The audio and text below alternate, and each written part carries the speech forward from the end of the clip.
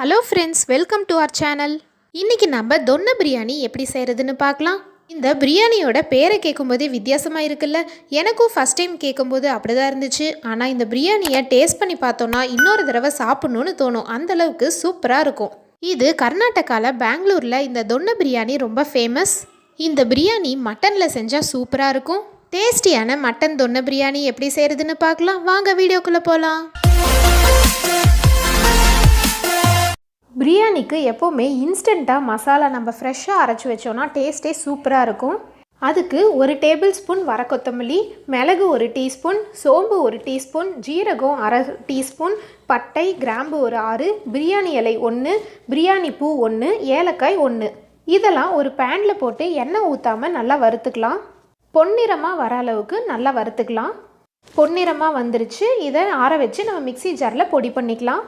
அடுத்தது பிரியாணிக்கு அரைச்சி ஊற்றுறதுக்கு இஞ்சி பூண்டு மசாலா ரெடி பண்ணிக்கலாம்.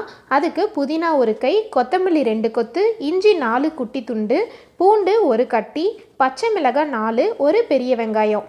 இதெல்லாம் ஒரு பேனில் ஆயில் ஊற்றி வணக்கி அதுக்கப்புறம் அரைச்சிக்கலாம். வணக்காமையும் பச்சையாக நம்ம அரைச்சும் சேர்த்துக்கலாம். ஆனால் வணக்கி அரைச்சோன்னா இன்னும் டேஸ்ட்டாக இருக்கும்.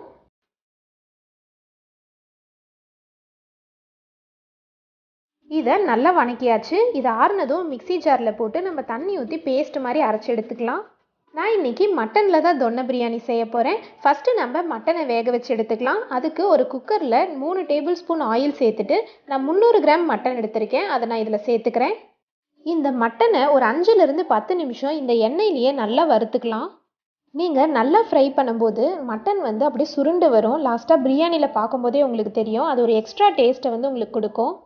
இது கூட 1/4 டீஸ்பூன் மஞ்சத்தூள் சேர்த்துக்கலாம். ஆல்ரெடி நம்ம பச்சை மிளகாயும் சேர்த்துருக்கனால உங்கள் காரத்துக்கு ஏற்ற மாதிரி மிளகாய் தூள் சேர்த்துக்கோங்க. இதை நல்லா கலந்து விட்டுருங்க.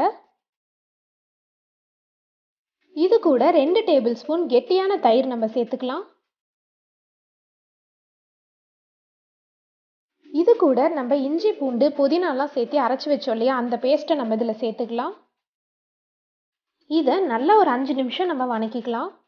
நம்ம பிரியாணிக்கு ஃப்ரெஷ்ஷான மசாலா பொடியாக அரைச்சி வச்சோம் இல்லையா, அதையும் நம்ம இதில் சேர்த்துக்கலாம். இந்த மசாலா பார்த்திங்கன்னா பிரியாணிக்கே ஒரு சூப்பரான வாசத்தை நம்மளுக்கு கொடுக்கும். மற்ற பிரியாணிலேருந்து இது டிஃப்ரெண்ட்டான பிரியாணி அப்படின்ட்டு இந்த மசாலாவே நம்மளுக்கு நல்லா எடுத்துக்காட்டும். மட்டன் வேக வைக்கிறதுக்கு தேவையான அளவு 1 டம்ளர் தண்ணி நம்ம சேர்த்துக்கலாம். இது கூடவே கல்லுப்பும் நம்ம சேர்த்துக்கலாம். இது எல்லாத்தையும் கலந்து விட்டு நம்ம மூடி வச்சு இதை ஒரு 5 விசில் விட்டு எடுத்துக்கலாம். பாருங்கள், 5 விசில் விட்டு எடுத்தாச்சு. மட்டன் நல்லா சூப்பராக வெந்துருச்சு. இதை நான் வேற ஒரு பவுலுக்கு மாற்றிக்கிறேன். ஜீரக சம்பா அரிசி நான் ஒரு 300 கிராம் எடுத்திருக்கேன். இது ஒரு அரை மணி நேரம் நான் ஊற வச்சுருக்கேன். ஒரு குக்கரில் ஆயில் சேர்த்துட்டு பிரியாணி இலை, பிரியாணி பூ, மொக்கு, ஏலக்காய், பட்டை கிராம்பு இதெல்லாம் நம்ம சேர்த்துக்கலாம். 2 பெரிய வெங்காயம் நான் நீளமாக கட் பண்ணி வச்சுருக்கேன். இதையும் நம்ம இதில் சேர்த்துக்கலாம். இதை ப்ரௌனிஷாக நல்ல கலர் மாற அளவுக்கு நல்லா வணக்கிக்கலாம். அப்போ தான் டேஸ்ட்டாக இருக்கும். 2 பெரிய தக்காளி நான் அரைச்சி வச்சுருக்கேன். இதையும் நம்ம இதில் சேர்த்துக்கலாம். தக்காளி நல்லா வணங்கினதும் நம்ம வேக வச்சு எடுத்த மட்டனையும் நம்ம இதில் சேர்த்துக்கலாம். இது எல்லாமே மிக்ஸ் ஆகிற அளவுக்கு நல்லா வணக்கிக்கலாம். நம்ம ஊற வச்சுருந்த ஜீரக சம்பா அரிசியை நம்ம இதில் சேர்த்துக்கலாம். அரிசி அரை மணி நேரம் மட்டும் ஊற வச்சுக்கோங்க. அதுக்கு மேலே ஊற வச்சோன்னா குழஞ்சு போயிடும். இந்த டம்ளரில் தான் நான் 1.5 டம்ளர் அரிசி எடுத்தேன். இதே டம்ளரில் நான் 3 டம்ளர் தண்ணி சேர்த்துக்கிறேன். இது நம்ம மட்டன் வேக வச்சோம் இல்லையா, அந்த கிரேவி. இதையே நான் தண்ணிக்கு பதிலாக நான் அளந்து ஊற்றிக்கிறேன்.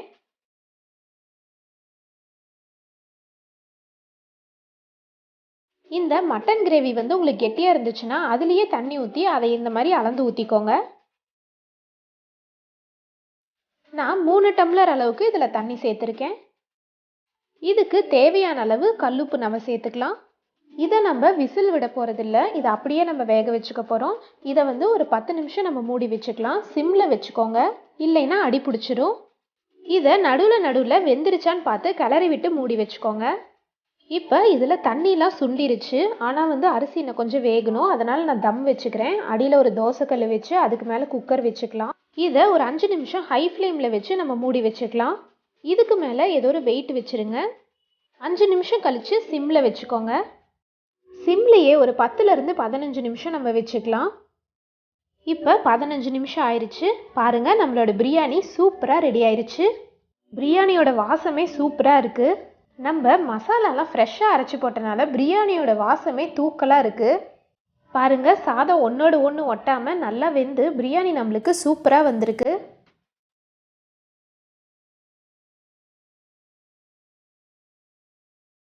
மட்டன் வந்து நம்ம எண்ணெயில் வறுத்தோம் இல்லையா, அது நல்லா சுருண்டு வந்திருக்கிறது நல்லா தெரியுது பாருங்க.